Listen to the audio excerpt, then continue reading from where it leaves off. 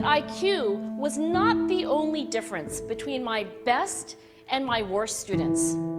Some of my strongest performers did not have stratospheric IQ scores.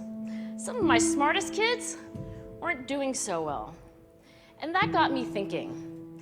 The kinds of things you need to learn in 7th grade math, sure, they're hard. Ratios, decimals, the area of a parallelogram. But these concepts are not impossible. And I was firmly convinced that every one of my students could learn the material if they worked hard and long enough. After several more years of teaching, I came to the conclusion that what we need in education is a much better understanding of students and learning from a motivational perspective, from a psychological perspective. In education, the one thing we know how to measure best is IQ.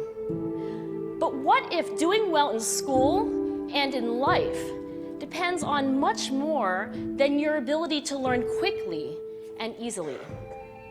So I left the classroom and I went to graduate school to become a psychologist. I started studying kids and adults in all kinds of super challenging settings. And in every study, my question was, who is successful here and why? My research team and I went to West Point Military Academy. We tried to predict which cadets would stay in military training and which would drop out. We went to the National Spelling Bee and tried to predict which children would advance farthest in competition. We studied rookie teachers working in really tough neighborhoods, asking which teachers are still going to be here in teaching by the end of the school year. And of those, who will be the most effective at improving learning outcomes for their students? We partnered with private companies asking which of these salespeople is going to keep their jobs and who's going to earn the most money. In all those very different contexts, one characteristic emerged as a significant predictor of success. And it wasn't social intelligence, it wasn't good looks, physical health, and it wasn't IQ. It was grit. Grit is passion and perseverance for very long-term goals. Grit is having stamina. Grit is sticking with your future, day in, day out, not just for the week, not just for the month, but for years, and working really hard to make that future a reality. Grit is living life like it's a marathon, not a sprint. A few years ago, I started studying grit in the Chicago public schools.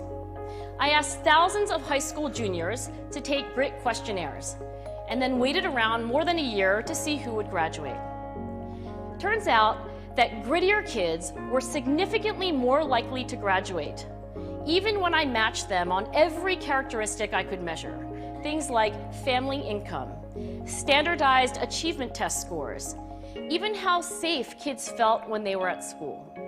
So it's not just at West Point or the National Spelling Bee that grit matters, it's also in school, especially for kids at risk for dropping out. To me, the most shocking thing about grit is how little we know, how little science knows about building it. Every day, parents and teachers ask me, how do I build grit in kids? What do I do to teach kids a solid work ethic? How do I keep them motivated for the long run? The honest answer is, I don't know. What I do know is that talent doesn't make you gritty. Our data show very clearly that there are many talented individuals who simply do not follow through on their commitments.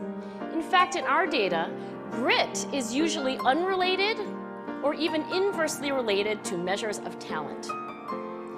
So far, the best idea I've heard about building grit in kids is something called growth mindset. This is an idea developed at Stanford University by Carol Dweck, and it is the belief that the ability to learn is not fixed, that it can change with your effort. Dr. Dweck has shown that when kids read and learn about the brain and how it changes and grows in response to challenge, they're much more likely to persevere when they fail, because they don't believe that failure is a permanent condition. So growth mindset is a great idea for building grit, but we need more. And that's where I'm going to end my remarks, because that's where we are. That's the work that stands before us. We need to take our best ideas, our strongest intuitions, and we need to test them. We need to measure whether we've been successful, and we have to be willing to fail, to be wrong, to start over again with lessons learned. In other words, we need to be gritty about getting our kids grittier.